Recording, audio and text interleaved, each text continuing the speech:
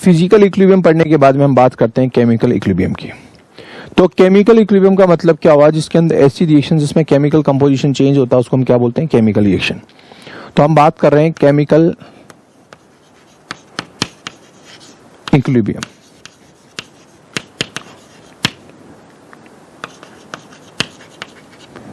Chemical equilibrium में क्या होता है, देखिए अगर कोई रिएक्शन की बात करता हूं, जैसे मैं बात कर रहा हूं H2 गैस और I2 गैस, और ये प्रोडक्ट बना रहे हैं ट्वाइस HI और गैस, ठीक है, इनकी फिजिकल स्टेट है। तो ये H2 और I2 रिएक्शन करके जब एक नया प्रोडक्ट HI बना रहे हैं तो इनकी बनने की रेट, इसको बोलते हैं फॉरवर्ड रेट ऑफ, और HI का वापिस ही अगर क्लोज पैक वेसल में है तो HI डिकम्पोज होकर के ये बना रहा है, तो इनसे वापिस रिएक्टेंट H2 और I2 की बनने की रेट बराबर हो, तो ऐसी कंडीशन को हम बोल सकते हैं कि इसका फॉरवर्ड रेट ऑफ रिएक्शन और इसका बैकवर्ड रेट ऑफ रिएक्शन क्या हो, इक्वल हो। तो ऐसी कंडीशन को हम क्या बोलते हैं, केमिकल इक्विलिब्रियम बोल सकते हैं।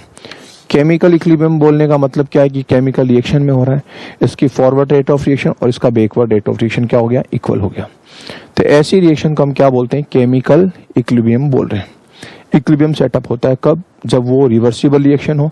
गैसियस मॉलिक्यूल के लिए हम क्या लेंगे, क्लोज वेसल लेंगे, याद रखना। जैसे मैं एक रिएक्शन और लिखता हूँ A, ठीक है, प्लस B और लिखता हूँ C प्लस D, तो आप क्या समझेंगे, अगर इसकी फॉरवर्ड रेट ऑफ रिएक्शन और इसकी बैकवर्ड रेट ऑफ रिएक्शन क्या है, बराबर है, तो ये कंडीशन किस पर है, इक्विलिब्रियम कंडीशन पर है, ठीक है। ये डायनेमिक इक्विलिब्रियम है। इसमें भी क्या होगा, कंटिन्यूटी में H2 और I2 रिएक्शन करके क्या बना रहे हैं, HI प्रोडक्ट बना रहे हैं, रिएक्शन रुकी नहीं है, और ये कंटिन्यूटी में ही HI डिकम्पोज हो रहा है और क्या बना रहा है, H2 और I2 में डिकम्पोज हो रहा है। इसका मतलब ये भी डायनेमिक इक्विलिब्रियम है, ठीक है। अब इस रिएक्शन को मैं अगर ऐसा लिखता HI, ठीक है, और मैं इसको H2 गैस और I2 गैस, तो भी रिएक्शन क्या हो सकती है, इक्विलिब्रियम सेटअप कर सकती है। अगर ये क्लोज वेसल में है, इसका डिकम्पोज कर रहे हैं, ये रिएक्शन करके वापस हो सकता है।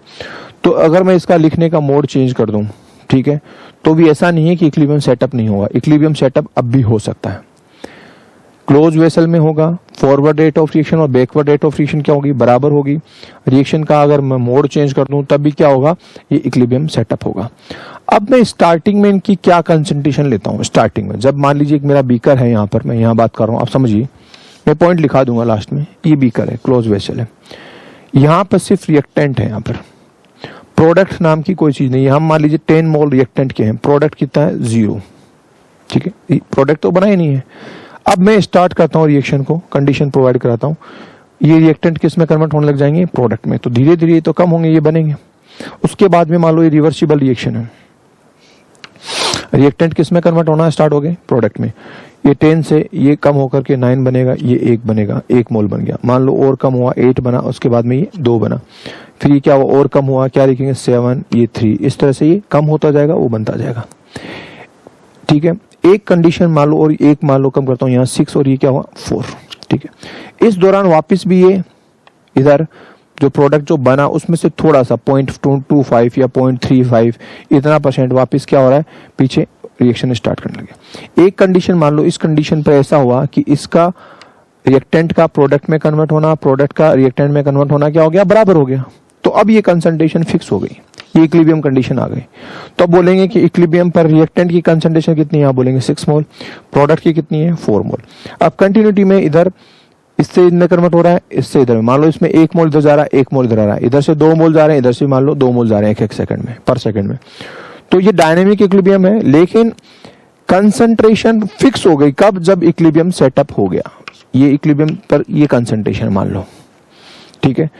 तो पहले मैंने क्या लिया उससे फर्क नहीं पड़ने वाला, पहले कंसंट्रेशन क्या ली उससे मतलब नहीं है। तो इनिशियल कंसंट्रेशन पर इक्विलिब्रियम कभी भी फर्क नहीं पड़ेगा, समझ में आ रहा है कि नहीं। इक्विलिब्रियम पर जो कंसंट्रेशन है वो अलग चीज है और एक इनिशियल कंसंट्रेशन अलग चीज है। तो आपको 2 बातें ध्यान में रखनी है कि ये केमिकल इक्विलिब्रियम में कभी भी equilibrium initial concentration, initial pressure, initial temperature, उनमें कभी भी इक्विलिब्रियम पर इफेक्ट नहीं होगा। ही कैटलिस्ट का इफेक्ट नहीं होगा। क्यों नहीं होगा, हम देखते हैं कैटलिस्ट पर। तो इनिशियल कंसंट्रेशन, इनिशियल प्रेशर पर कभी भी इक्विलिब्रियम डिसाइड नहीं होता। हाँ, इक्विलिब्रियम पर कंसंट्रेशन क्या, अब उसमें चेंज कर दूं तो फिर इक्विलिब्रियम डिस्टर्ब हो जाएगा, इफेक्ट करेगा। तो याद रखना कि क्या इक्विलिब्रियम इनिशियल कंसंट्रेशन पर डिपेंड करता है, नहीं करता। हाँ, वो रिएक्शन की रेट जरूर फर्क पड़ सकती है। कंसंट्रेशन बढ़ाया तो हो सकता है जल्दी से प्रोडक्ट बनेगा, कम किया कि नहीं किया वो अलग बात है। इक्विलिब्रियम पर कभी भी इनिशियल कंसंट्रेशन का फर्क नहीं होने वाला है। तो अब मैं इस चीज को एक प्लॉट के जरिए आपको समझा रहा हूं। देखिए, सिंपल सी बात है, केमिकल इक्विलिब्रियम किसको बोलते हैं? अगर केमिकल रिएक्शन जो रिवर्सिबल है, बंद बर्तन में हो रही है, उसमें फॉरवर्ड रेट ऑफ रिएक्शन और बैकवर्ड रेट ऑफ रिएक्शन बराबर हो गई, उस कंडीशन को हम क्या बोलते हैं? केमिकल इक्विलिब्रियम बोलते हैं। ये बात क्लियर? अब देखिए, अब मैं बात कर रहा हूं, जैसे इधर एक ग्राफ से शो कर रहा हूं आपको। मैंने यहां पर कंसंट्रेशन ली है, ठीक है, और यहां पर हम बात कर रहे हैं टाइम की। अगर मैं पहले बात करता हूं कि यहां पर मैं लेता हूं रिएक्टेंट, रिएक्टेंट की कंसंट्रेशन ये थी, प्रोडक्ट की कंसंट्रेशन ये है 0, दिस इज 0, 0 1 2 3 4 5 6 7 8 9 10। तो स्टार्टिंग में t0 टाइम पर रिएक्टेंट काफी ज्यादा है, सबसे ज्यादा है। जैसे जैसे रिएक्शन होगी इसकी कंसंट्रेशन कम होगी और ये कांस्टेंट हो गया, क्योंकि जैसे जैसे टाइम होगा तो प्रोडक्ट बनना स्टार्ट होगा, बढ़ते बढ़ते बढ़ते क्या होगा, ये बढ़ेगा और ये भी कांस्टेंट हो गया। इस कांस्टेंट जगह पर आप समझिए, ये कांस्टेंट का मतलब क्या हुआ कि अब रिएक्टेंट बनने की रेट और प्रोडक्ट बनने की रेट क्या हो गई है, बराबर हो गई। ये कंडीशन किसको शो कर रही है? ये कंडीशन किसको शो कर रही है? ये इक्विलिब्रियम को शो कर रही है। इस कंडीशन पर ये रिएक्टेंट, यहां पर लिख रहा हूं रिएक्टेंट, यहां लिख रहा हूं प्रोडक्ट। तो टाइम के अकॉर्डिंग पहले जो प्रोडक्ट 0 था वो धीरे धीरे बढ़ा, पहले बढ़ता गया प्रोडक्ट बढ़ता गया, ठीक है। मैंने कहा ना कि पहले रिएक्टेंट कितना था 10, प्रोडक्ट कितना था 0, ठीक है। ये 10, प्रोडक्ट कितना है 0, फिर ये धीरे धीरे प्रोडक्ट कम हो रहा है, ठीक है। जैसे पहले ये 10 से कम हुआ 9, क्योंकि एक क्या बन गया, प्रोडक्ट बन गया, और कम हुआ 8, क्या बन गया, ये 2, प्रोडक्ट बन गया, और कम हुआ 7, ये मान लो क्या बन गया 3, और कम हुआ 6, ये क्या हुआ 4, ऐसे और कम होता। देखो आप देख रहे हैं कि धीरे धीरे रिएक्टेंट की कंसंट्रेशन क्या हो रही है, कम हो रही है, और प्रोडक्ट की कंसंट्रेशन 0 से क्या हो रही है, बढ़ रही है, ये लो बढ़ रही है। एक कंडीशन ऐसी आई उस वक्त, इसका इसमें कन्वर्ट होना, ये रिएक्टेंट का प्रोडक्ट में कन्वर्ट होना, प्रोडक्ट का वापस रिएक्टेंट में कन्वर्ट होना क्या हो गया, बराबर हो गया, ठीक है।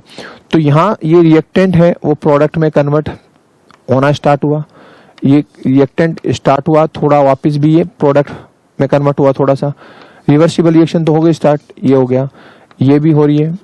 लेकिन इस कंडीशन पर रिवर्सिबल रिएक्शन तो हो रही है, लेकिन फॉरवर्ड और बैकवर्ड रेट ऑफ रिएक्शन क्या हो गई, बराबर हो गई। तो इस कंडीशन में फॉरवर्ड और बैकवर्ड रिएक्शन क्या हो गई, बराबर हो गई। इससे पहले यहां पर फॉरवर्ड और बैकवर्ड रेट ऑफ रिएक्शन बराबर नहीं थी, यहाँ पर फॉरवर्ड और बैकवर्ड रेट ऑफ रिएक्शन बराबर नहीं थी, यहाँ पर भी फॉरवर्ड और बैकवर्ड रेट ऑफ रिएक्शन बराबर नहीं थी, लेकिन इस कंडीशन में बराबर हो गई। जैसे ही बराबर हो गई उस कंडीशन को हम क्या बोलते हैं, इक्विलिब्रियम बोलते हैं, और वो कंडीशन ये है, दिस इज इक्विलिब्रियम, ये कांस्टेंट हो गई। अब कंसंट्रेशन कांस्टेंट हो गई, न तो बढ़ रही ना ही घट रही, लेकिन रिएक्शन कंटिन्यू चालू है, इसका उसमें कन्वर्ट होना, उसका इसमें कन्वर्ट होना क्लियर है, बराबर है, चल रहा है, ठीक है। दोनों की फॉरवर्ड और बैकवर्ड रेट ऑफ रिएक्शन बराबर होगी। इस कंडीशन को बोलते हैं केमिकल इक्विलिब्रियम या इक्विलिब्रियम कंडीशन, इक्विलिब्रियम, ठीक है।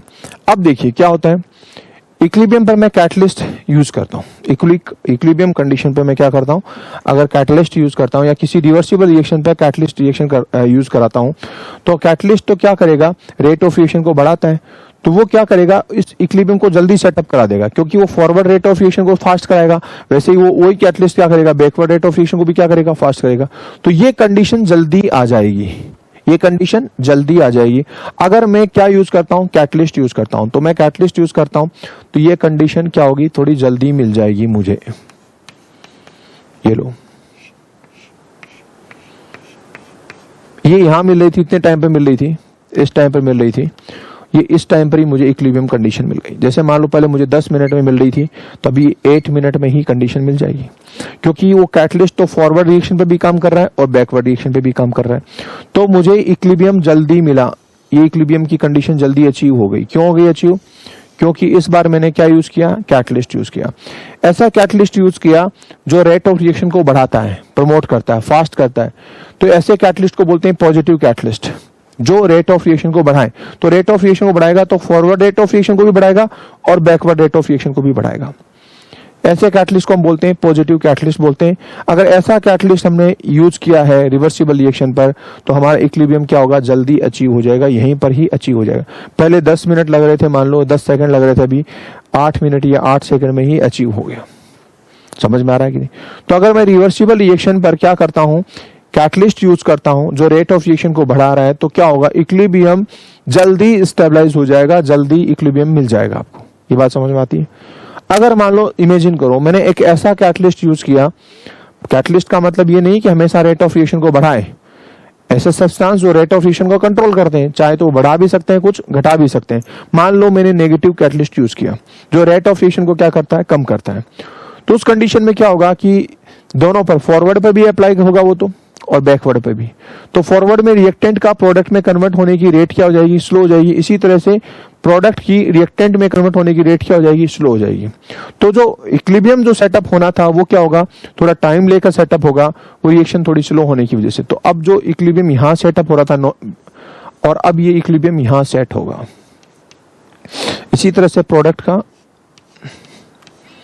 इस तरह से, तो इसका इसमें कन्वर्ट होना, इसका इसमें कन्वर्ट होना, यहां पर जाकर के इक्विलिब्रियम पर हुआ। तो ऐसा कब होगा, ये कंडीशन तो कब होगा, जब नेगेटिव कैटलिस्ट हो। ठीक है, ये कब शो होगा, जब क्या हो, पॉजिटिव कैटलिस्ट हो, पॉजिटिव कैटलिस्ट। तो आपको पूछेगा कि कैटलिस्ट का यूज करने पे क्या होगा, इक्विलिब्रियम पर तो कोई फर्क नहीं पड़ेगा, बस इतना जरूर हो सकता है कि इक्विलिब्रियम या तो जल्दी सेटअप हो जाए या इक्विलिब्रियम बाद में सेटअप हो जाए। जनरली हम यूज करते हैं पॉजिटिव कैटलिस्ट जो रेट ऑफ रिएक्शन को बढ़ाते हैं। तो अगर आपको ये ऑप्शन में नहीं दे पॉजिटिव नेगेटिव, सीधा पूछे कि कैटलिस्ट क्या होगा, कैटलिस्ट की वजह से इक्विलिब्रियम पर क्या फर्क पड़ेगा, इक्विलिब्रियम पर कोई फर्क नहीं पड़ने वाला। हाँ, इक्विलिब्रियम जल्दी सेटअप हो जाएगा, इक्विलिब्रियम जल्दी से स्टेबलाइज हो जाएगा, जल्दी मिल जाएगी ये कंडीशन आपको। पहले इस टाइम पर मिल रही थी, तो अभी थोड़ा जल्दी मिल जाएगा। अगर विदाउट कैटलिस्ट आपको 10 मिनट में इक्विलिब्रियम कंडीशन आ रही थी, फॉरवर्ड और बैकवर्ड रेट ऑफ रिएक्शन बराबर हो रही थी, तो अगर कैटलिस्ट यूज कर लेंगे तो वो चीज जो 10 मिनट में हो रही थी, वो चीज अब कितने मिनट में हो जाएगी, 8 मिनट में हो जाएगी, ऐसे मान लीजिए। तो ये हमने पढ़ा केमिकल इक्विलिब्रियम के बारे में। ये ग्राफ से मैंने कैटलिस्ट का इफेक्ट भी समझाया। अब मैं इसके जनरल प्रॉपर्टीज लिख देता हूं, ये आप नोट कीजिए।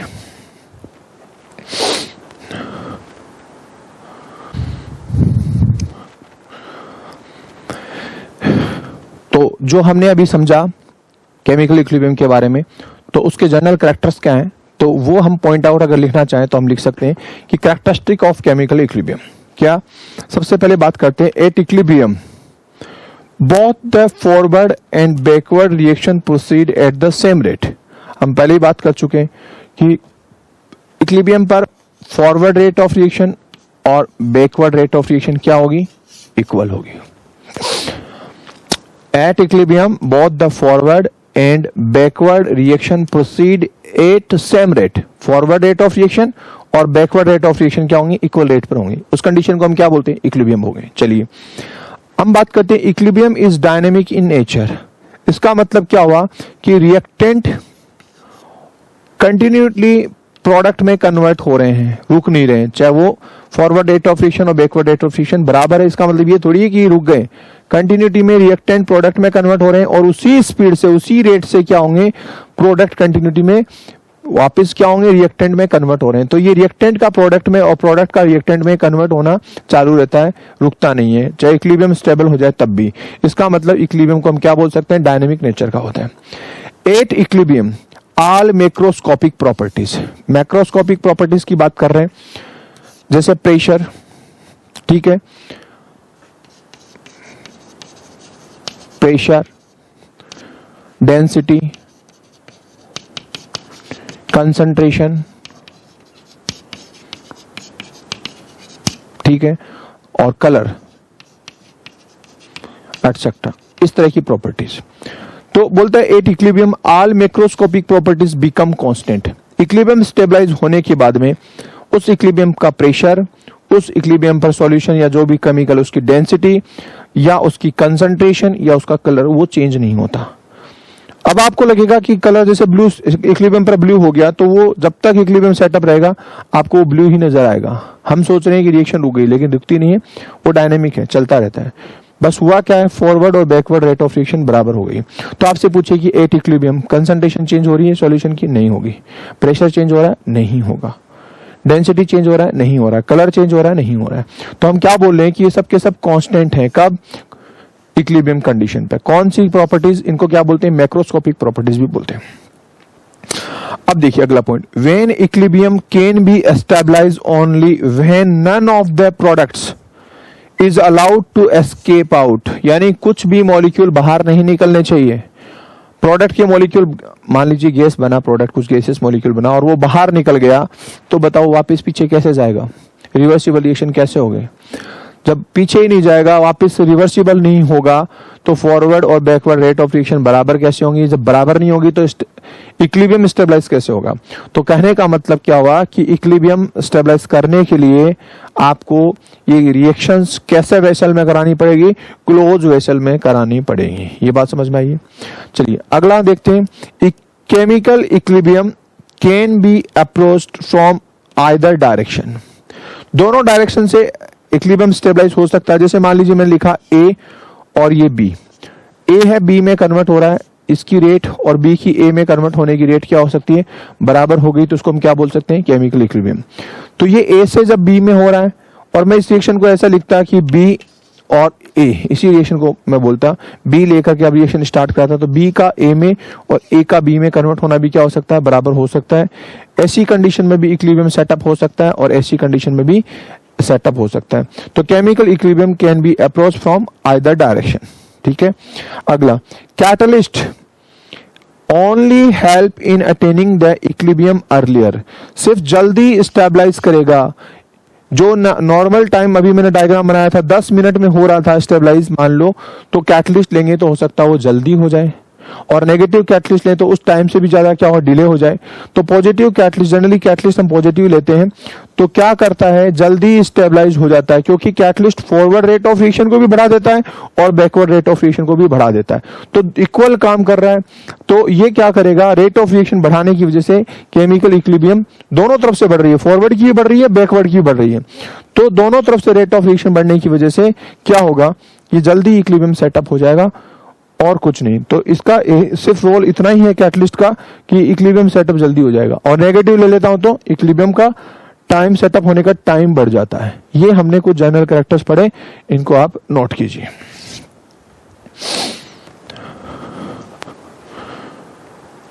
अब देखिए केमिकल इक्विलिब्रियम के जो कैरेक्टर पढ़ने के बाद में हम बात करते हैं कि केमिकल इक्विलिब्रियम कांस्टेंट क्या होता है।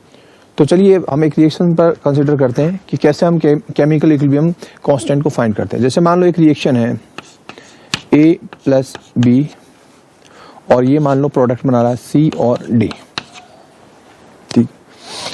तो यहां पर हम बात कर रहे हैं कि ये इक्विलिब्रियम पर है। इक्विलिब्रियम पर है, इसका मतलब इसका फॉरवर्ड रेट ऑफ रिएक्शन और बैकवर्ड रेट ऑफ रिएक्शन बराबर है, ठीक है। अब हम जानते हैं कि रेट ऑफ रिएक्शन, हमको ये जानना चाहिए कि रेट ऑफ रिएक्शन किस पर डिपेंड करता है। जब हमको रेट ऑफ रिएक्शन का पता चलेगा तो इसके इक्विलिब्रियम के बारे में और क्लियर पता चलेगा। तो हमने स्टार्टिंग में पढ़ा रेट ऑफ रिएक्शन होती क्या है, change in concentration of reactant in per unit time.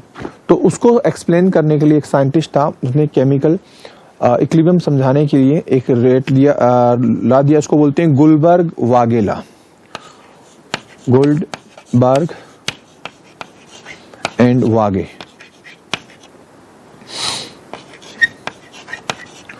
Gulberg and Waage law. इसको इसको law of active mass action भी बोल सकते हैं, law of active mass action.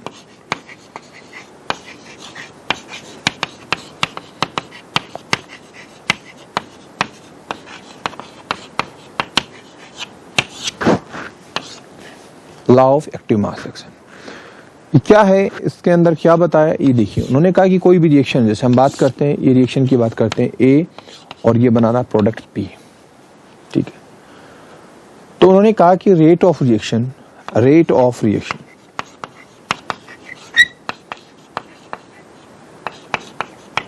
Is directly proportional to concentration of reactant. अब कंसंट्रेशन को मैं कैपिटल ए से लिख रहा हूं, इसका मतलब होता है एक्टिव मास या concentration in mole per litre में। मोलरिटी को ही हम एक्टिव मास बोल रहे हैं, यानी कितने इसके मोल्स हैं वो रेट ऑफ रिएक्शन को डिसाइड करेंगे, ठीक है।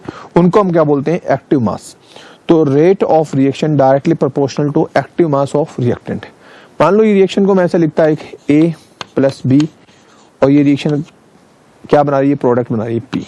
तो मैं इसके लिए एक्टिव मास ऑफ एक्शन क्या लिखता, रेट इक्वल टू या directly proportional to concentration of A concentration of B, या यूं कहें कि active mass action of A, active mass of A and active mass of B उस पर डायरेक्टली प्रोपोर्शनल एंड डिपेंड कर रही है।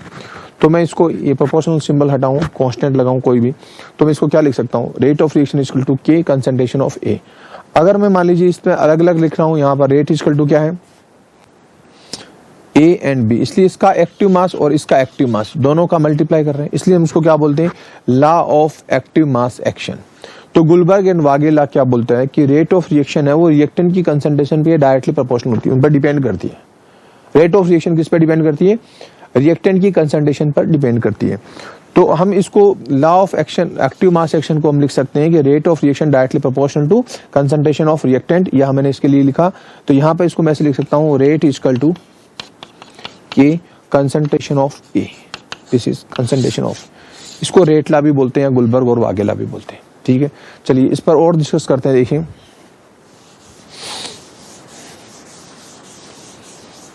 आपको पता होना चाहिए एक्टिव मास क्या होता है। एक्टिव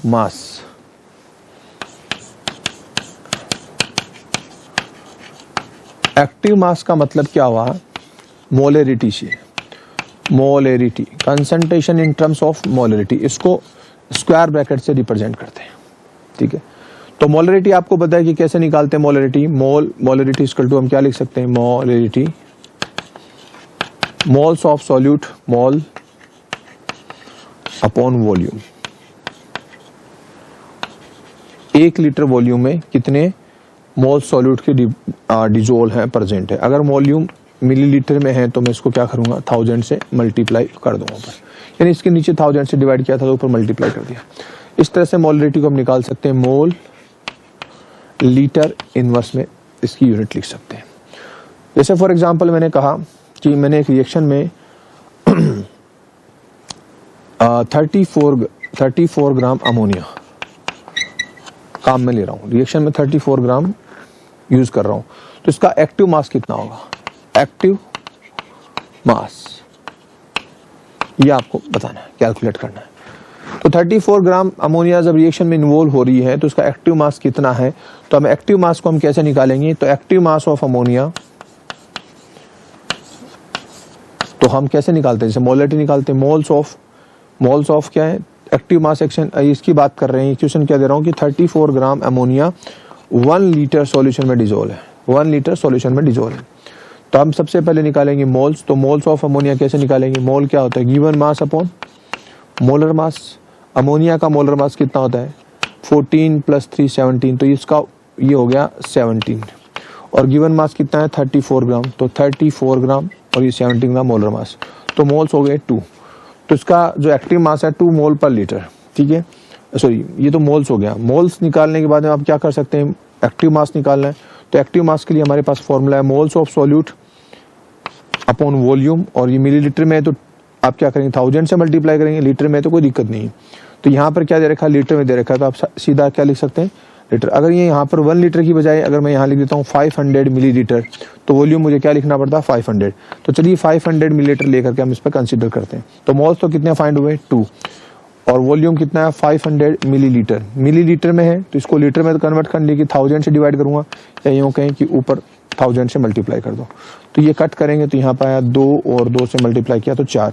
तो अमोनिया का एक्टिव मास क्या हुआ 4 मोल लीटर इनवर्स, ये आप निकाल सकते हैं। तो किसी का भी एक्टिव मास निकालना है तो आप ऐसे कीजिए कि मोलरिटी निकाल लीजिए। मोलरिटी निकालना आता है, हमने स्टार्टिंग में पढ़ा है। तो मोलरिटी कैसे निकालते हैं, अगर लीटर में दे रखा हो तो कोई दिक्कत नहीं है वॉल्यूम, अगर मिलीलीटर में दे रखा हो तो आप उसको लीटर में कन्वर्ट कर लें। तो इस तरह से हम एक्टिव मास निकाल सकते हैं। एक्टिव मास का मतलब है यहाँ पर मोलरिटी। तो चलिए अब एक्टिव मास निकालने के बाद में हमने एक्टिव मास जान लिया, लॉ ऑफ एक्शन देख लिया जिसको गुलबर्ग वागे लॉ बोलते हैं। अब हम बात करते हैं वापस फिर से केमिकल इक्विलिब्रियम पर, जो मैंने स्टार्टिंग में एक रिएक्शन लिख करके छोड़ी थी उस पर फिर से देखते हैं। हाँ, हम बात कर रहे हैं कि एक रिएक्शन है A प्लस B, जो रिएक्शन आपस में रिएक्ट करके ये क्या बना रहा है C और D, और ये इक्विलिब्रियम पर है। इक्विलिब्रियम का मतलब क्या है कि इसका फॉरवर्ड रेट ऑफ रिएक्शन और इसका बैकवर्ड रेट ऑफ रिएक्शन आपस में क्या बराबर है। तो आपको पता है इक्विलिब्रियम का मतलब क्या होता है, एट इक्विलिब्रियम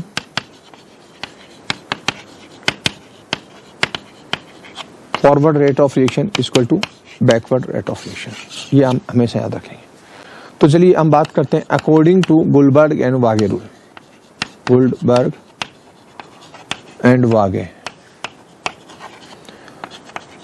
ला।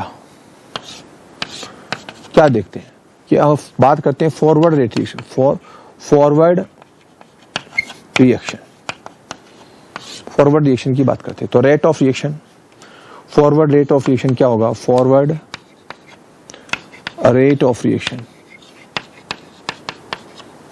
जिसको अपन क्या लिख लें RF। हाँ बताइए वो किसके डायरेक्टली प्रोपोर्शनल है। तो फॉरवर्ड रेट ऑफ रिएक्शन के लिए ये तो प्रोडक्ट हो गया और ये क्या हो गया, रिएक्टेंट हो गया। तो हम बोल सकते हैं कि A की कंसंट्रेशन एक्टिव मास और B के एक्टिव मास के डायरेक्टली प्रोपोर्शनल है। तो मेरे पास जो इक्वेशन बनती है RF इक्वल टू क्या लिखेंगे K, ये क्या हुआ एक कांस्टेंट, इसमें चाहूँ तो इसको KF लिख लूँ, फॉरवर्ड रेट कांस्टेंट है। और यहाँ लिखा मैंने A और दिस इज B, ये आपने लिखा, दिस इज इक्वेशन नंबर 1। ठीक है, अब हम बात करते हैं बैकवर्ड रेट ऑफ रिएक्शन के लिए। बैकवर्ड रेट ऑफ रिएक्शन, इसको मैं लिख देता हूं RB। तो बैकवर्ड रेट ऑफ रिएक्शन में ये बैकवर्ड साइड है, इसके लिए रिएक्टेंट C और D है और ये इसके लिए प्रोडक्ट है। और गुलबर्ग वागे लॉ क्या बोलता है कि रेट ऑफ रिएक्शन किस पे डिपेंड करती है, कंसंट्रेशन ऑफ रिएक्टेंट पर या active mass action of reactants. तो मैं इसके लिए क्या लिख सकता हूँ, यहाँ लिख सकता हूँ कि इसका रिएक्टेंट C हो गया ना, तो एक्टिव मास ऑफ C और एक्टिव मास ऑफ D ये लिख सकता हूँ। और यहाँ प्रोपोर्शनल सिंबल हटा करके मैं क्या लिख सकता हूँ RB, बैकवर्ड के लिए बात कर रहा हूँ। तो RB इक्वल टू एक कांस्टेंट जिसको रेट कांस्टेंट बोलते हैं। ये फॉरवर्ड के लिए मैंने क्या लिखा KF, तो मैं बैकवर्ड के लिए क्या लिख सकता हूँ KB लिख सकता हूँ। कंसंट्रेशन ऑफ C और concentration of D, equation number 2, ये मैंने बात की है। तो फिर से देखिए गुलबर्ग वागे लॉ के अकॉर्डिंग हम जानते हैं कि ये रिएक्शन पर कंसिडर करते हैं, तो इसमें ये रिएक्टेंट है, ये प्रोडक्ट है। तो मैं फॉरवर्ड रेट ऑफ रिएक्शन को क्या लिख सकता हूँ RF equal to KF, rate constant है, और कंसंट्रेशन ऑफ A और कंसंट्रेशन ऑफ B, ये इसके लिए रिएक्टेंट है। इसलिए बैकवर्ड रेट ऑफ रिएक्शन के लिए ये क्या है, रिएक्टेंट है। तो मैं क्या लिख सकता हूँ RB इक्वल टू KB, जो कि फॉरवर्ड रेट कांस्टेंट है, और कंसंट्रेशन ऑफ C, इसका रिएक्टेंट ये हो गया ना, बैकवर्ड के लिए रिएक्टेंट है दोनों। तो C और D मैं यहाँ पर लिख सकता हूँ। तो ये मेरे पास 2 इक्वेशन है, क्लियर। तो जो इक्वेशन हमने देखी, और हम जानते हैं कि इक्विलिब्रियम पर क्या होता है, फॉरवर्ड और बैकवर्ड दोनों क्या होते हैं, बराबर होते हैं कि। तो इक्विलिब्रियम कंडीशन पर मैं दोनों इक्वेशन को 1 और 2 को क्या लिख सकता हूँ, बराबर लिखूं। तो कैसे लिखूं, तो मैं इसको यहां पर साफ कर रहा हूं इसको। एट इक्विलिब्रियम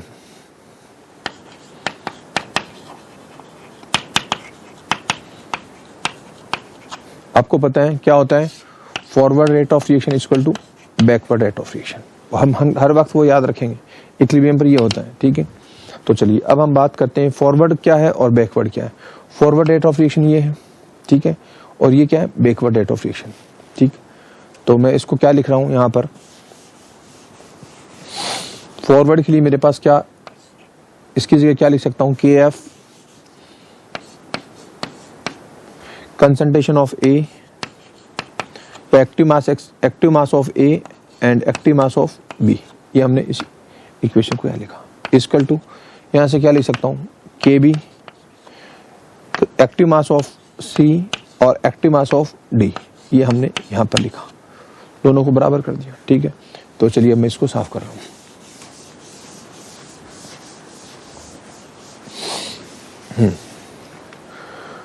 तो अब देखिए मैं इस इक्वेशन को ऐसे लिख सकता हूँ, इसको मैं इसके नीचे लेके आ रहा हूँ, तो K F upon K B, forward rate constant और backward rate constant, equal to क्या लिख सकते हैं, concentration of C, active mass action C और डी लिख देंगे, active mass of C, active mass of D, ये आपने लिखा। यहाँ क्या लिख सकते हैं इसके नीचे ले जाकर के, एक्टिव मास ऑफ ए और एक्टिव मास ऑफ बी। ठीक है, ये अपने पास इक्वेशन नंबर 3 आपको मिली। ये भी रेट कांस्टेंट है और नीचे वाला भी रेट कांस्टेंट है। इन दोनों की जो एक नया रेट कांस्टेंट यूज करना चाहूँ तो मैं कर सकता हूँ, जिसको मैं क्या लिखूंगा, के इक्विलिब्रियम,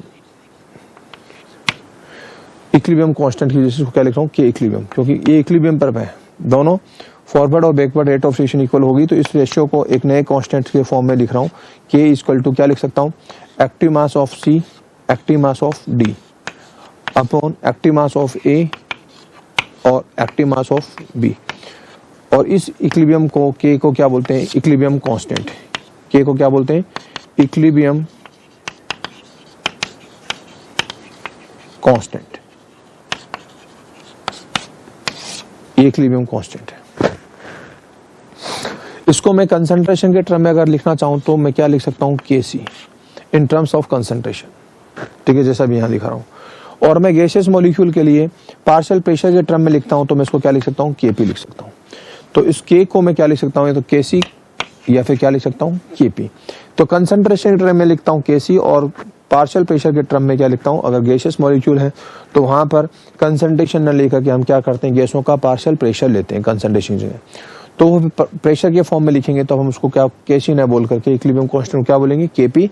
और जब कंसंट्रेशन के टर्म में ले रहा हूं तो इक्विलिब्रियम कांस्टेंट को मैं क्या लिखता हूं, केसी से लिखता हूं। तो ये केसी और केपी कुछ अलग नहीं, इक्विलिब्रियम कांस्टेंट ही है। अब आपको ये देखना है कि वो किस फॉर्म में लिया जा रहा है। तो अब आपके पास कंक्लूजन क्या निकला, कंक्लूजन निकला ये कि इक्विलिब्रियम कांस्टेंट क्या है, जब फॉरवर्ड रेट ऑफ रिएक्शन और बैकवर्ड रेट ऑफ रिएक्शन बराबर हो जाता है तो प्रोडक्ट्स की कंसंट्रेशन, ये प्रोडक्ट की कंसंट्रेशन और नीचे क्या है, रिएक्टेंट की कंसंट्रेशन का रेशियो को क्या बोलते हैं, इक्विलिब्रियम कांस्टेंट बोलते हैं। तो ratio of products concentration and reactant concentration is called equilibrium constant at constant temperature. Temperature वहां पे क्या है, कांस्टेंट होना चाहिए। अभी चेंज कर देंगे तो इक्विलिब्रियम डिस्टर्ब हो जाएगा। ठीक है, तो अब आपको ये चीज ध्यान रखनी है, जब दोनों रेट ऑफ रिएक्शन इक्वल हो जाए तो एक रेट ला बनाया, कुलबर्ग वागे को अकॉर्डिंग दोनों को बराबर किया, कंसंट्रेशन का रेशियो निकाला, क्या बोलेंगे आप इसको, इक्विलिब्रियम कांस्टेंट। अब इक्विलिब्रियम कांस्टेंट अलग अलग रिएक्शन के लिए कैसे लिखते हैं वो देखते हैं।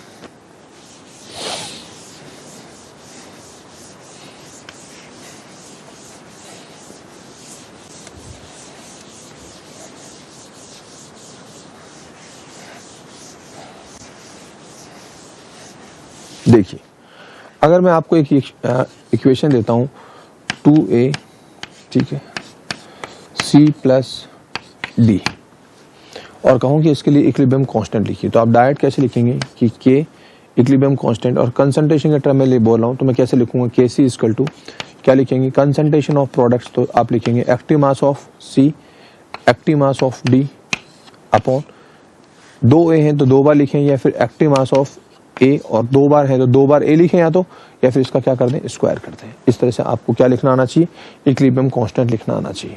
ठीक है, इसी तरह से अगर आपको मैं बोलता हूं यहां पर देखिए ए 2b प्लस सी, ऐसा लिखने के लिए, और कहे कि इस इक्वेशन के लिए आप केसी या इक्विलिब्रियम कांस्टेंट लिखिए, तो ये इक्विलिब्रियम है, तो ये सिंबल देखते हैं, आप समझ गए इक्विलिब्रियम है।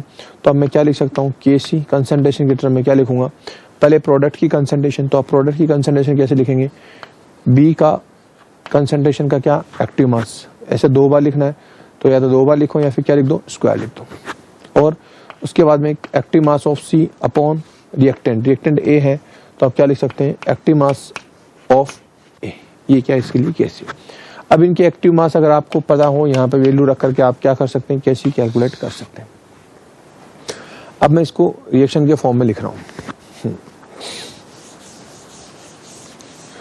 जैसे मान लीजिए आपको ये क्वेश्चन दिया जाता है कि PCl5, ठीक है, गैस ये डिकम्पोज हो रही है PCl3 गैस और Cl2 गैस में Cl2 इस तरह से डिकम्पोज हो रही है।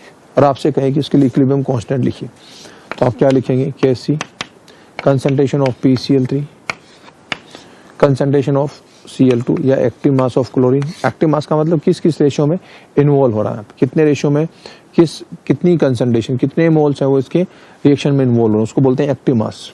ठीक है, हम क्या लिख सकते हैं, कंसंट्रेशन या एक्टिव मास ऑफ PCl5। ठीक है, ये इसके लिए कैसे हो गया। अगर आपको ये एक्टिव मास पता है इसका, जैसे मान लीजिए फॉर एग्जांपल इसका 2 है, इसका क्या है 1 है, इसका मान लीजिए 3 है, जो भी है, या 2 है 1 है 3.1 है या 0.3 है, वो वैल्यू रख करके आप क्या निकाल सकते हैं, कैसे कैलकुलेट कर सकते हैं। तो ये हो गया इक्विलिब्रियम कांस्टेंट निकालना। इस पर न्यूमेरिकल आ सकते हैं, कंसंट्रेशन दी होगी, नहीं दी होगी तो आपको कैलकुलेट करना पड़ेगा। ठीक है, अब देखिए किसी भी इक्वेशन को Kc और Kp में कैसे लिखा जाता है। जैसे मान लीजिए मैं इसको बात कर रहा हूं कि जैसे फॉर एग्जांपल ये PCl5 वाला ही दिया, PCl3 और Cl2 गैस गैस और गैस। ठीक है, और इसी को मैं ऐसे लिख रहा हूं दोबारा PCl5 गैस, PCl3 गैस और Cl2 गैस। मैं अभी आपसे दिखाया कि मैंने इसको कंसंट्रेशन के टर्म में, तो आप कैसे लिखेंगे कि active mass of PCl3 gas, active mass of Cl2 gas और active mass of PCl5 gas, ये आपने लिख सकते हैं कंसंट्रेशन पता हो तो। लेकिन अगर इनके पार्शियल प्रेशर पता हो तो आप इसको कैसे लिखोगे, इसको लिखोगे Kp। ठीक है, तो partial pressure of PCl3, partial pressure of Cl2 gas upon product क्या, पार्शियल प्रेशर ऑफ PCl5।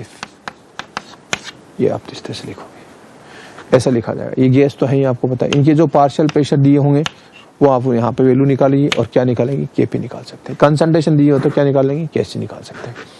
चलिए एक इक्वेशन के लिए Kc और Kp हम दोबारा देखते हैं।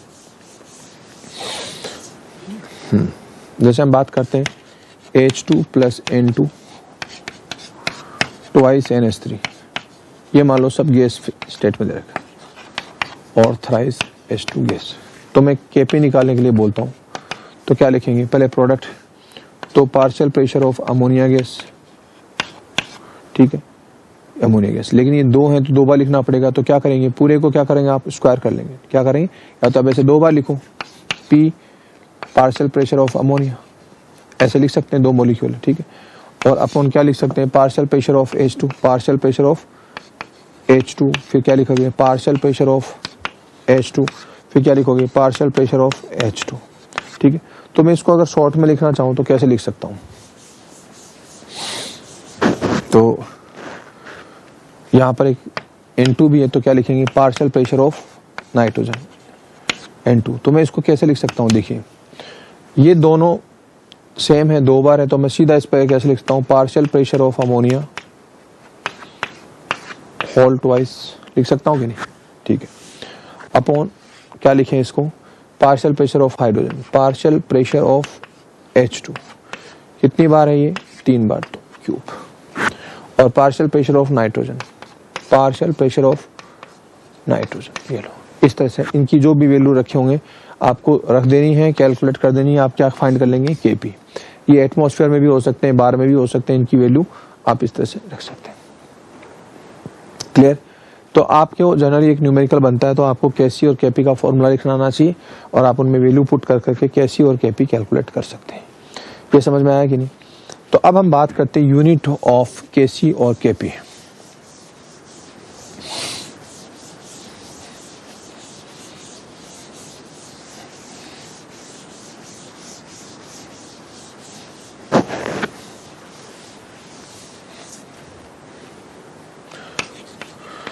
Unit of equilibrium constant Kc and Kp। ठीक है, देखो मैं Kc के लिए बात कर रहा हूं, इधर देखिए, अगर मैं बात करता हूं इधर ये H2 gas plus I2 gas equal to twice HI gas.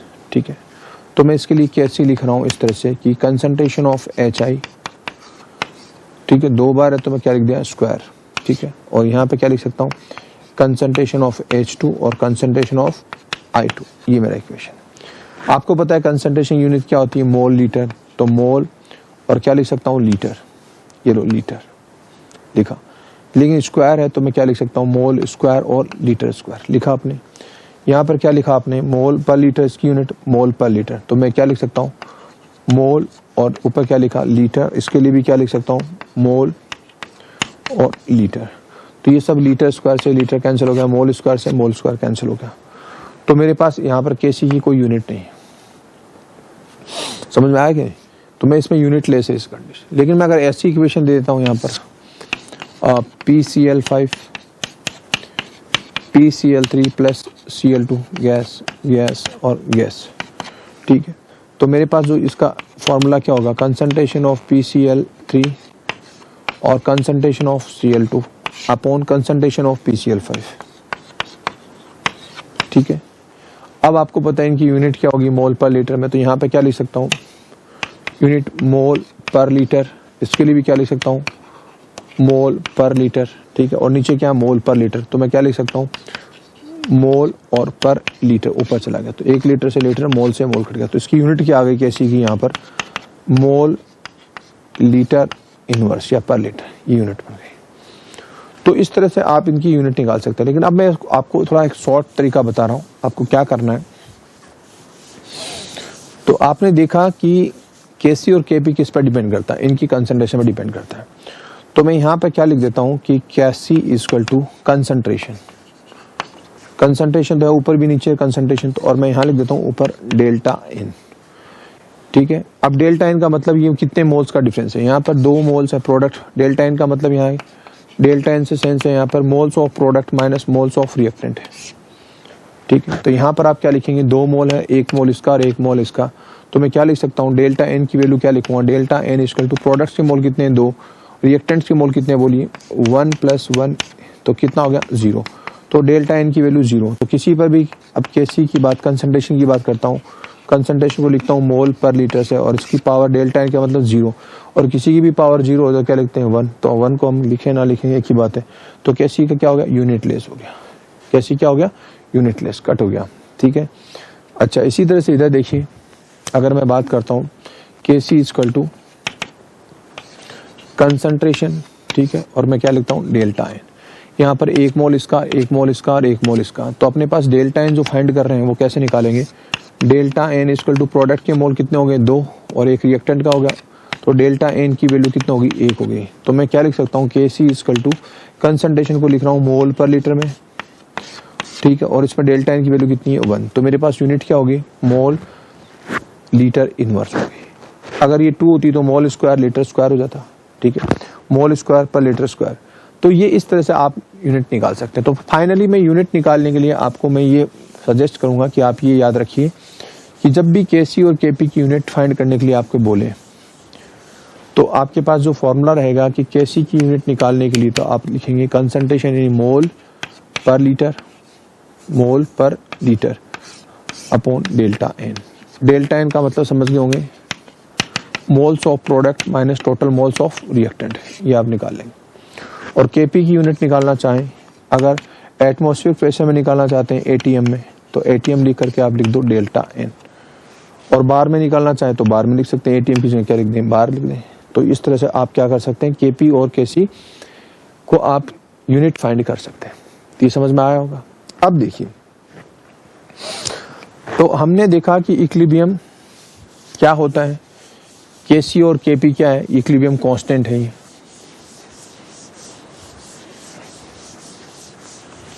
अब देखिए आप, अगर कोई मैं रिएक्शन लिखता हूं, यहां पर एक रिएक्शन लिख रहा हूं A + B और C + D, ये सारे के सारे सेम फेज में, जैसे गैस लिखा, यहाँ पर गैस लिखा और गैस लिखा। एक मैं ऐसा लिखता हूँ A + B C + D, मैंने यहाँ लिखा गैस लिखा, यहाँ पर लिखा लिक्विड, यहाँ लिखा सॉलिड और यहाँ लिखा गैस।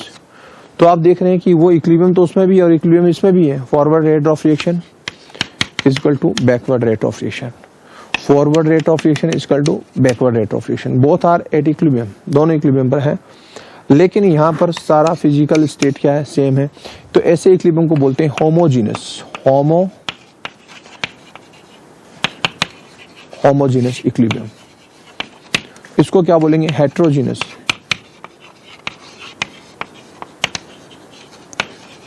इक्विलिब्रियम। अगर दोनों की फिजिकल स्टेट, रिएक्टेंट्स और प्रोडक्ट सारे के सारे सेम फिजिकल फेज में हो, फिजिकल स्टेट में हो, तो ऐसे इक्विलिब्रियम को क्या बोलते हैं, होमोजीनस।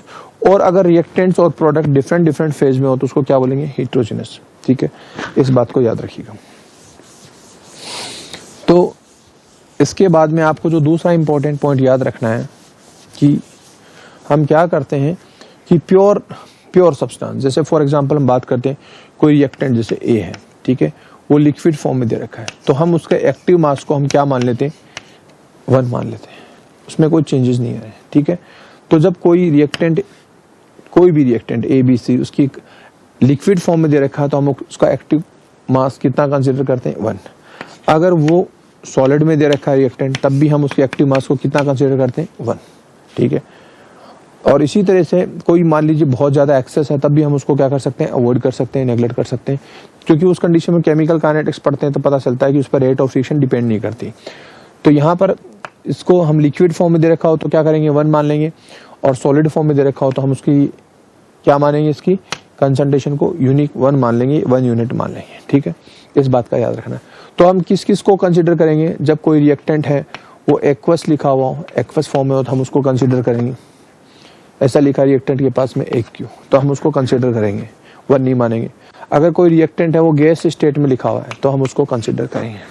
लेकिन लिक्विड फॉर्म में दे रखा हो और सॉलिड फॉर्म में दे रखा हो तो हम उसको क्या कर सकते हैं, यूनिट मान सकते हैं, उसको नेग्लेक्ट कर सकते हैं, कंसिडर नहीं करेंगे। तो इस बात को ध्यान रखना है।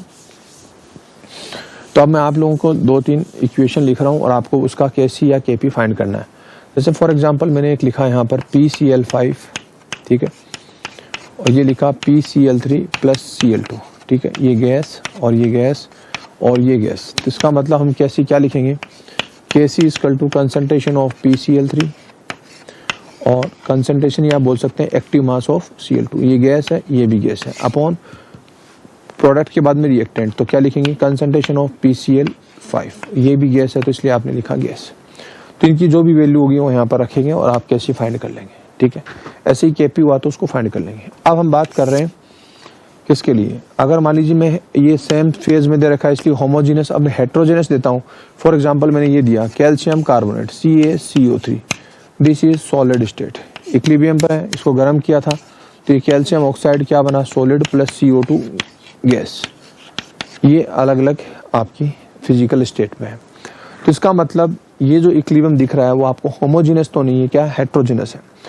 ये सॉलिड स्टेट में, ये सॉलिड स्टेट में और ये गैस स्टेट में। तो हम इसके लिए इक्विलिब्रियम कांस्टेंट लिखना चाहें KC = तो पहले हम ये लिखें CaO, ये कौन सी फॉर्म है, सॉलिड स्टेट में, इसका एक्टिव मास, और उसके बाद में CO2 का जो गैस है उसका एक्टिव मास, अपॉन क्या लिख सकते हैं CaCO3 जो कि सॉलिड फॉर्म है उसका एक्टिव मास। ठीक है, ये लिखें। लेकिन हमको पता है कि हमने अभी बताया कि जब सॉलिड स्टेट में हो और लिक्विड स्टेट में हो तो उसका हम क्या करते हैं, एक्टिव मास को क्या मान लेते हैं, 1 मान लेते हैं। तो इसके लिए हम क्या लिख सकते हैं, तो KC = क्या लिखेंगे, सिर्फ इस पर ये 1 मान लेते हैं, छोड़ देते हैं, तो CO2 ये लो। तो इसके लिए KC क्या है, सिर्फ किसके एक्टिव मास के बराबर है, CO2 के एक्टिव मास पर डिपेंड कर रहा है, उसके बराबर है। इस तरह से हम सॉलिड, लिक्विड या गैस के बारे में क्या लिखते हैं, इस तरह KC या KP का फॉर्मूला बनाते हैं। अब इनकी जो भी वैल्यू होगी वो हम रख लेंगे। तो इसके लिए यूनिट क्या होगी अब आप देखिए। ठीक है, तो चलिए नोट कीजिए इसको।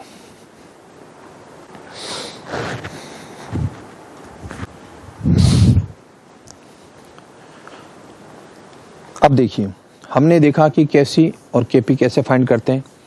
अब हम कुछ बात कर लेते हैं कि इनके कैरेक्टर्स क्या हैं, इक्विलिब्रियम कांस्टेंट के प्रॉपर्टीज क्या है, कैरेक्टर्स क्या है। तो सबसे पहले हमने बात किया कि equilibrium constant does not depends upon initial concentration. ये मैं पहले भी डिस्कस कर चुका हूँ फिजिकल जब हमने पढ़ रहे थे। स्टार्टिंग में आपने क्या कंसंट्रेशन ली उससे कोई फर्क नहीं पड़ने वाला, देर से जैसे ही इक्विलिब्रियम सेटअप हो गया तो अब इक्विलिब्रियम कांस्टेंट इस बात पर डिपेंड नहीं करता कि स्टार्टिंग में रिएक्टेंट की कंसंट्रेशन क्या थी। ठीक है, तो कभी भी याद रखना कि आपने स्टार्टिंग में कितने कंसंट्रेशन ली, ज्यादा ली कि कम ली, तो उस पर कोई फर्क नहीं पड़ने वाला कि इक्विलिब्रियम कांस्टेंट ज्यादा वाले के लिए ज्यादा होगा, कम वाले के लिए कम होगा, ऐसा कुछ नहीं है। क्योंकि इक्विलिब्रियम कांस्टेंट तो क्या है, प्रोडक्ट की कंसंट्रेशन और रिएक्टेंट की कंसंट्रेशन का रेशियो है। प्रोडक्ट की एक्टिव मास क्या है, यानी कंसंट्रेशंस क्या है, और रिएक्टेंट की कंसंट्रेशन क्या है, उनका रेशियो कब, जब फॉरवर्ड रेट ऑफ रिएक्शन और बैकवर्ड रेट ऑफ रिएक्शन क्या हो जाए, बराबर हो जाए तब। तो स्टार्टिंग में क्या लिया, नथिंग मैटर, इस पर कोई फर्क नहीं पड़ने वाला। ठीक है, दूसरी बात देखिए, इक्विलिब्रियम कांस्टेंट के has definite value for every reaction at A given temperature. अगर मैं कोई टेम्परेचर की बात करता हूं, जैसे मान लीजिए कोई ये 27 डिग्री सेंटीग्रेड है, ठीक है, तो अभी एक रिएक्शन है ए और मैं बात कर रहा हूं बी, ठीक है, और मैं प्रोडक्ट बन रहा हूं सी और डी। तो इसके लिए के की जो इक्विलिब्रियम कांस्टेंट की वैल्यू जो होगी इस टेम्परेचर पर, तो वो दूसरी रिएक्शन के लिए वो नहीं होगी, अलग अलग होगी। इसकी वैल्यू हर रिएक्शन वाइज क्या होगी, अलग होगी। ठीक है, अगर मान लीजिए मैं बात करता हूं इसी रिएक्शन में मैं टेम्परेचर चेंज कर दूं, तो इसके लिए भी क्या हो जाएगी, इक्विलिब्रियम कांस्टेंट की वैल्यू क्या होगी, चेंज हो जाएगी। तो हर रिएक्शन के लिए के की वैल्यू क्या होती है, कुछ ना कुछ डेफिनेट होती है, वो कांस्टेंट है। ठीक है, अगर रिएक्शन क्या, if the reaction is reversed, reaction को क्या कर दूं मैं, रिवर्स कर दूं, the value of KC is reciprocated, तो इक्विलिब्रियम कांस्टेंट की वैल्यू भी उल्टी हो जाएगी, चेंज हो जाएगी। कैसे हो जाएगी, तो बात करते हैं। इधर देखिए, इस चीज को देखिए, अगर मान लीजिए मैं बात कर रहा हूं यहां पर एक रिएक्शन है, जैसे मैं एक रिएक्शन ले रहा हूं यहां पर H2 प्लस I2, ये गैस और ये क्या बना रहा है, ट्वाइस HI। ठीक है, इसके लिए आपने केसी की वैल्यू फाइंड की, केसी इक्वल टू क्या लिख सकते हैं, कंसंट्रेशन ऑफ HI उस पर स्क्वायर, और क्या लिख दूं मैं, concentration of H2 and I2, ये लिखा आपने। मान लो इसकी वैल्यू इमेजिन कीजिए, मैं लिख देता हूं 1 है, या यूं कीजिए 10 है। केसी की वैल्यू कितनी आ रही है, 10। इन सब की वैल्यू रखी आपने, केसी को कैलकुलेट किया, कितना है, 10 है। अब मैं इस रिएक्शन को क्या कर देता हूं, उल्टा करके लिखता हूं। जैसे मैंने यहां पे ऐसा लिखा, ट्वाइस HI इक्विलिब्रियम पर है, इसके लिए H2 प्लस I2, सब गैस स्टेट। ओके, अब मैं इसके लिए केसी फाइंड करना चाहता हूं, तो केसी इक्वल टू क्या लिखूंगा, वो H2 की कंसंट्रेशन, ठीक है, और I2 की कंसंट्रेशन लिखा आपने, और नीचे क्या है, HI की कंसंट्रेशन का स्क्वायर। तो ये रिएक्शन और ये इक्वेशन देखिए एक दूसरे के जस्ट उल्टे हैं कि नहीं। तो उसके लिए अगर केसी की वैल्यू 10 थी, तो मैं इसको मैं केसी डेस बोलूं, तो क्या लिखूंगा, इसकी वैल्यू जस्ट उससे क्या होगी, उल्टी होगी। ये इक्वेशन उल्टा हुआ कि नहीं, तो इसकी जो वैल्यू होगी वो क्या होगी, 1/10। तो मैं क्या बोल सकता हूं कि जब रिएक्शन को रिवर्स कर दिया, उल्टा कर दिया, तो केसी की वैल्यू भी क्या हो जाएगी, रेसिप्रोकेटेड हो जाएगी, उल्टा हो जाएगी। तो अब मैं इस इक्वेशन से प्रूव कर चुका हूं। तो अभी मैं शॉर्ट में इसको ऐसा लिख सकता हूं, मैं ऐसी कंडीशन के लिए ऐसे लिखूंगा कि जब केसी और केसी डेस में जो नया उल्टा करने पर जो रिलेशन होगा वो कैसा होगा, 1/केसी डेस, ये याद रखेंगे। पहले जो इक्विलिब्रियम कांस्टेंट था, अब इस रिएक्शन को उल्टा कर दिया, इन्वर्ट कर दिया, रिवर्स कर दिया, तो जो नया इक्विलिब्रियम कांस्टेंट है पहले वाले से जस्ट क्या होगा, उल्टा होगा। पहले वाला 10 था, तभी क्या होगा, 1/10 यानी 0.1 होगा।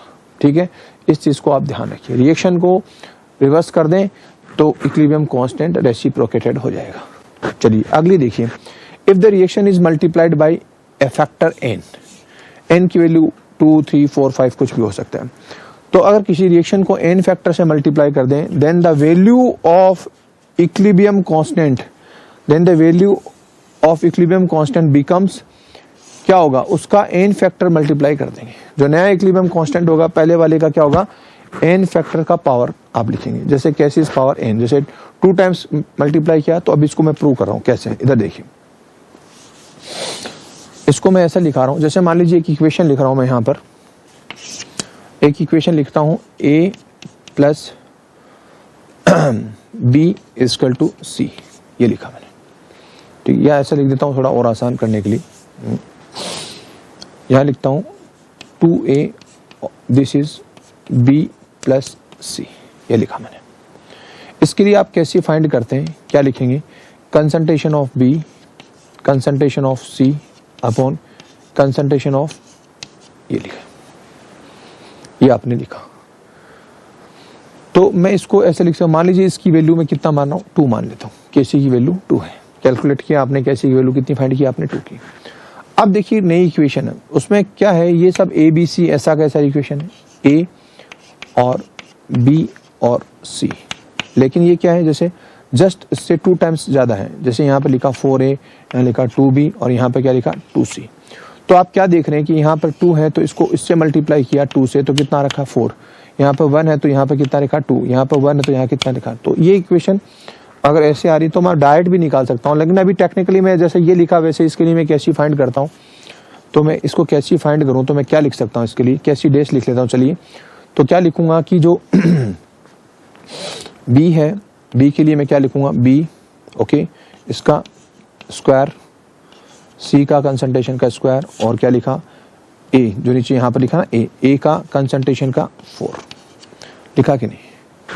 तो अगर मैं इसको ऐसा लिखूं, इन सब का स्क्वायर हटाऊं तो ये 2 हटाऊं यहाँ से 2 से डिवाइड करूं तो ये क्या आएगा, ये आएगा कि नहीं, लिख सकता हूं कि नहीं इसको। तो मैं ऐसे लिख सकता हूं b की कंसंट्रेशन, c की कंसंट्रेशन ओके, और ये a का कंसंट्रेशन का स्क्वायर, और इस सब का मैं क्या कर दूं, स्क्वायर कर दूं। तो ये और ये सब चीज सेम हुआ कि नहीं, ठीक है। तो मैं इसको क्या लिख सकता हूं, इसको कैसी लिख सकता हूं, तो मैं क्या लिखूंगा, तो कैसी डेस इक्वल टू मेरे पास क्या आएगा, केसी का क्या लिखूं, nth पावर। अगर ये 2 है तो मैं यहां पर क्या लिख दूंगा, 2 लिख दूंगा। 3 है तो क्या लिखूंगा, 3 लिखूंगा। कितना टाइम्स मल्टीप्लाई किया इसको, ये जस्ट डबल दुगुना किया है कि तिगुना किया, उस हिसाब से आप क्या लिख देंगे सीधा।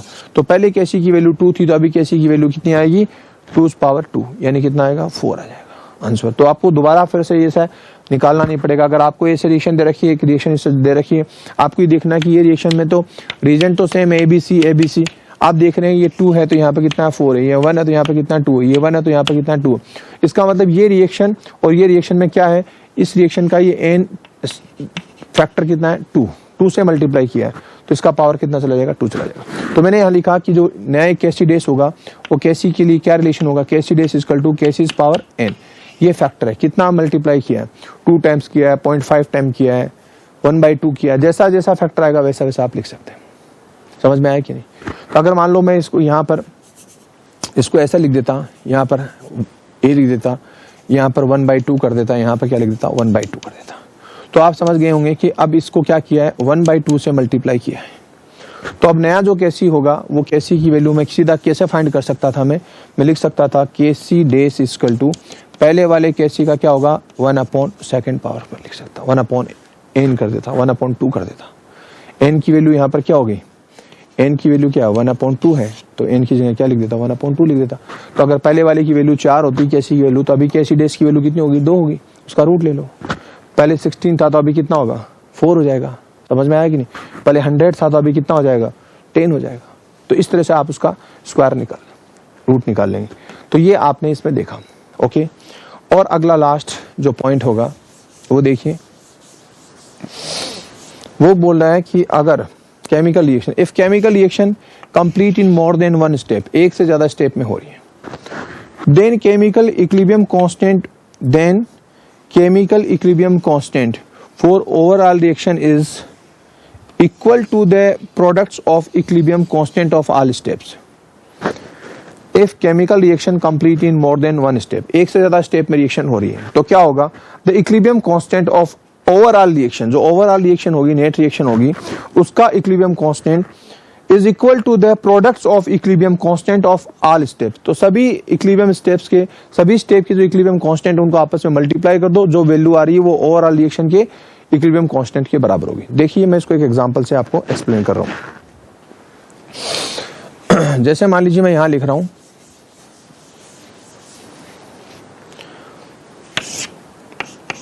N2 plus O2 equal to NO,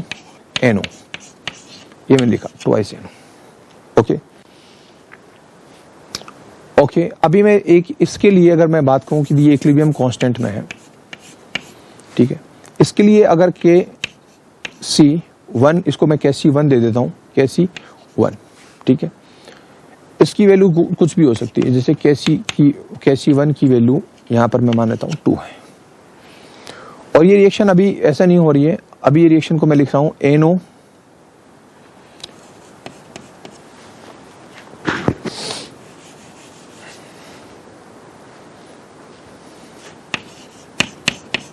ये सब गैस है,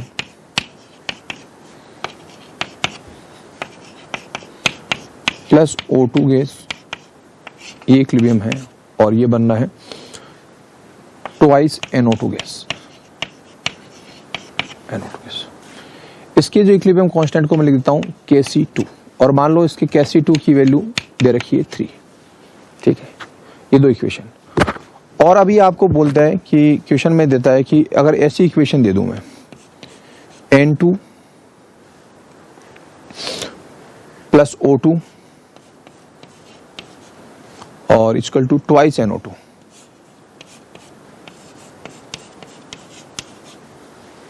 प्लस ट्वाइस NO2, ये आपको इक्वेशन दे दी, और इसको बैलेंस कर देखिए, आप इसको दे रखा ट्वाइस O2, ठीक है, ये दे रखा है यहाँ पर, और यहाँ पर मैं लिख रहा हूँ Kc, और ये पूछा कि Kc की वैल्यू क्या होगी, ये पूछा।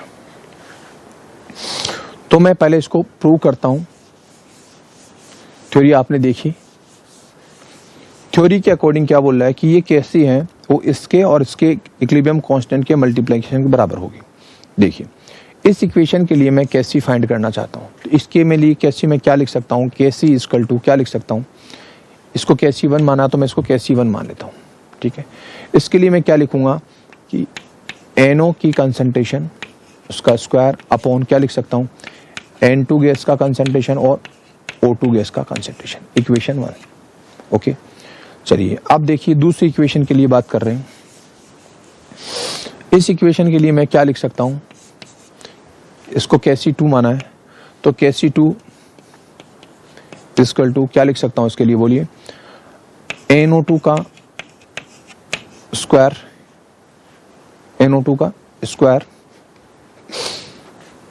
ओके, अपॉन NO और O2 का, तो NO का स्क्वायर 2 है ना यहाँ पर, और ये O2 का कंसंट्रेशन, इक्वेशन नंबर 2। अब इस इक्वेशन के लिए मैं क्या लिखूं, इस इक्वेशन को मैं ऐसे लिख सकता हूं,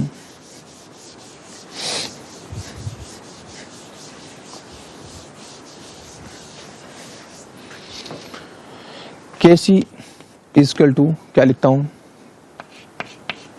NO2 का कंसंट्रेशन का स्क्वायर अपॉन N2 की कंसंट्रेशन, और क्या लिख सकता हूं, O2 की कंसंट्रेशन का स्क्वायर, ये लिखा, ठीक है। अब देखिए अगर मैं इन सब को आपस में मल्टीप्लाई करता हूं, इसको और इसको मल्टीप्लाई करता हूं, इक्वेशन 1 और इक्वेशन 2 को मल्टीप्लाई करता हूं, तो देखिए, तो इक्वेशन 1 और इक्वेशन 2 को आप मल्टीप्लाई करते हैं, ठीक है। तो मैं इधर लिखता हूं, इनको मल्टीप्लाई करूं तो कैसे लिखूंगा, Kc1 multiply by Kc2 equal to, ये आपने लिखा, तो आप क्या लिखेंगे, देखिए NO उसका स्क्वायर अपॉन N2 और O2, N2 की कंसंट्रेशन और O2 की कंसंट्रेशन, ये लिखा आपने इक्वेशन। अभी मैं इक्वेशन 2 लिख रहा हूं, NO2 उसका स्क्वायर, NO कंसंट्रेशन क्या अपॉन कंसंट्रेशन ऑफ NO उसका स्क्वायर, और O2 का स्क्वायर, ये आपने लिखा। तो देख रहे हैं इसमें ये यहां से NO और ये NO2 कट गया, ठीक है। ये कटा कि नहीं, तो अब अपने पास जो नेट इक्वेशन बचती है वो क्या बचा, NO2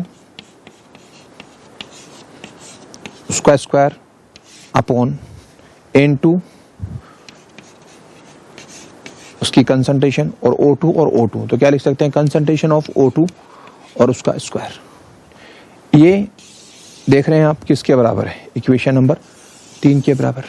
तो मैं क्या लिख सकता हूं, तो मेरे पास कंक्लूजन क्या बनेगा कि ये Kc1 और Kc2 को मल्टीप्लाई करूं, ठीक है, तो ओवरऑल रिएक्शन के इक्विलिब्रियम कांस्टेंट के बराबर होगा, इक्वल टू Kc। तो मैं इसको K1 लिखूं, इसको K2 लिखूं, तो किसके बराबर होगा, K के बराबर हो जाएगा। लेकिन ये तभी होगा जब जो ओवरऑल रिएक्शन है वो देख रहे हैं वो इन दोनों रिएक्शन का क्या हो, एडिशन हो, यानी सम हो। तो इस रिएक्शन, अगर मान लीजिए कोई रिएक्शन बहुत सारे स्टेप में होती है, तो ओवरऑल जो रिएक्शन होगी वो इन रिएक्शंस के इक्विलिब्रियम कांस्टेंट को क्या करो, मल्टीप्लाई करो तो आपको मिल जाएगा। अगर इसकी वैल्यू 2 है और इसकी वैल्यू 3 है तो इसके इक्विलिब्रियम कांस्टेंट की वैल्यू क्या होगी, तो आप क्या लिख सकते हैं, इसकी इक्विलिब्रियम कांस्टेंट की वैल्यू क्या होगी, 2 × 3 इक्वल टू कितना हो जाएगा, 6। तो कैसी की वैल्यू कितनी हो जाएगी, 6 हो जाएगी। ये लो, इस तरह से आप निकाल सकते हैं। तो ये मैंने कुछ कैरेक्टरिस्टिक लिखे हैं, आपको याद रखने, ये बहुत इंपॉर्टेंट था, इस पर काफी क्वेश्चन बनते हैं, तो इसको चलिए अच्छे से देखिए।